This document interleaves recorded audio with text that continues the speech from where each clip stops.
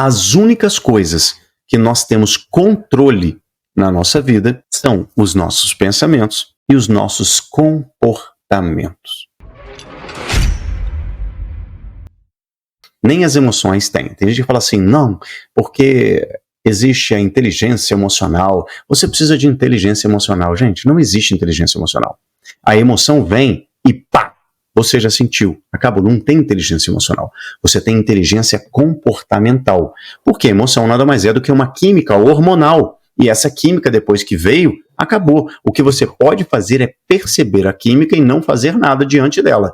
Ou reagir à química. E aí é que está a grande inteligência. A inteligência comportamental e não emocional. Porque você não tem controle nenhum das suas emoções, já que as suas emoções nada mais são do que uma química hormonal, né? Então, se você só tem controle sobre seus pensamentos e sobre os seus comportamentos, e para você ter esse controle da sua vida e ter liberdade, é preciso que você assuma a responsabilidade sobre a sua vida. Presta bem atenção nisso, porque isso aqui foi a maior sacada, tá? Uma pessoa irresponsável é uma pessoa totalmente fora de controle. E uma pessoa responsável é uma pessoa que tem o controle.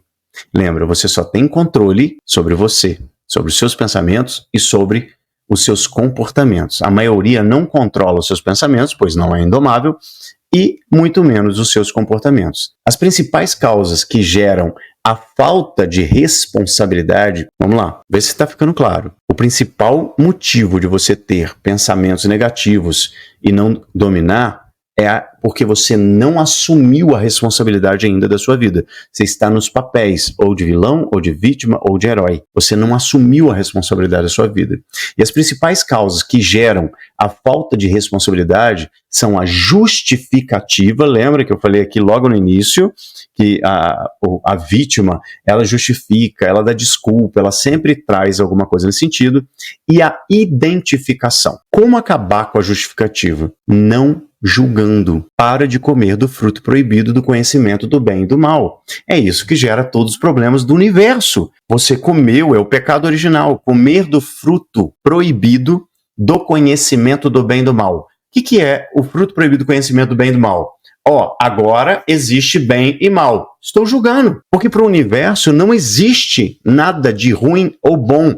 As coisas simplesmente são, e elas geram contração ou expansão. Princípio de ritmo, em polos. Polo negativo e polo positivo. Positivo e negativo não é bom nem ruim. Positivo é expansão, negativo é contração. Quando você julga, você está arrumando justificativa. Você fica dando desculpa, você fica dando ao porquê que aconteceu tal coisa.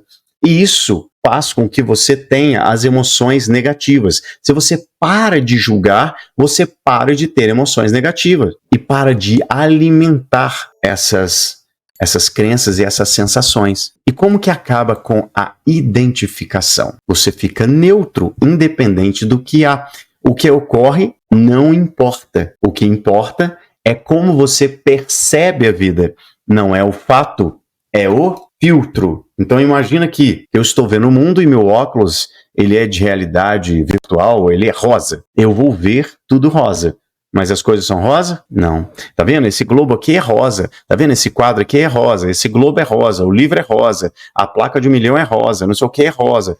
Tudo aqui é rosa. Essa outra placa de 1 milhão aqui também é rosa. Essas outras placas lá do outro lado também é tudo rosa. Você fala, não, não é. E a gente começa a brigar. Aí gera um monte de questões. Gera um monte de identificação. Quando eu julgo e começo a colocar o meu ponto de vista na coisa. E não vendo a vida como ela é. Porque a vida como ela é, na verdade, ela é.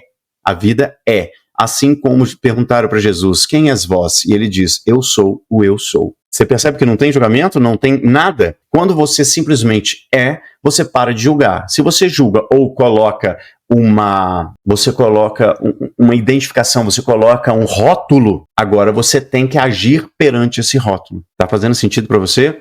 E como que eu faço para não fazer isso? Fica neutro. Você para de se importar. Alguém falou uma coisa, algo acontece, você se importa para dentro do problema. Entende? Você vai para dentro do problema. Quando você entende que você não é o problema, você fica de fora e você percebe e observa, automaticamente você bloqueia as emoções negativas, você acaba com qualquer tipo de emoção. Quando você para de julgar e se identificar, isso simplesmente vai embora. E como que eu faço para isso acontecer? Existe uma coisa legal que é a lei da substituição. Como é que a lei da substituição ocorre? Você diz, eu sou responsável, eu não sou o problema. O que está ocorrendo não sou eu. Então, quando você assume a responsabilidade, foi isso que eu fiz. Eu lembro de um vídeo na época, eu acho que do Dr. Laí Ribeiro. Estava vendo lá um vídeo dele, e aí, na época, ele fala sobre isso, sobre assumir a responsabilidade da vida. Por quê?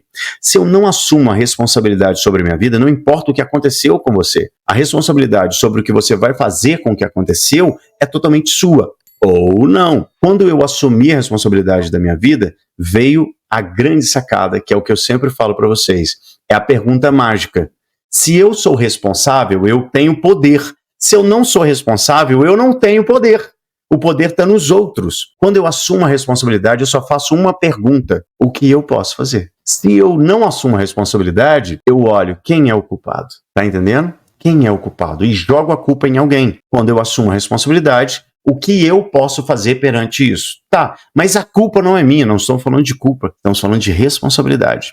A culpa pode ser do outro, mas o que eu posso fazer? Porque você não pode fazer nada, que você não pode fazer com que o outro faça algo para você. Você só pode fazer algo a partir de você. Você só tem controle dos seus comportamentos e dos seus pensamentos. Então você pode pensar que é vítima ou pode pensar que é indomável e assumir a responsabilidade sobre a sua vida e se perguntar, o que eu posso fazer? O que eu posso fazer? Tenho controle sobre isso? Tenho, pelo menos, influência sobre isso? Não. Então eu largo e foco no que eu posso fazer.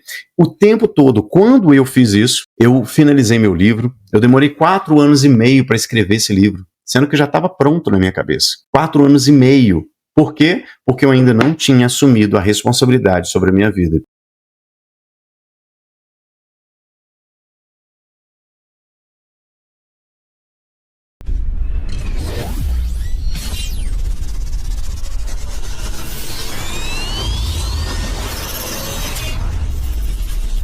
Indomável.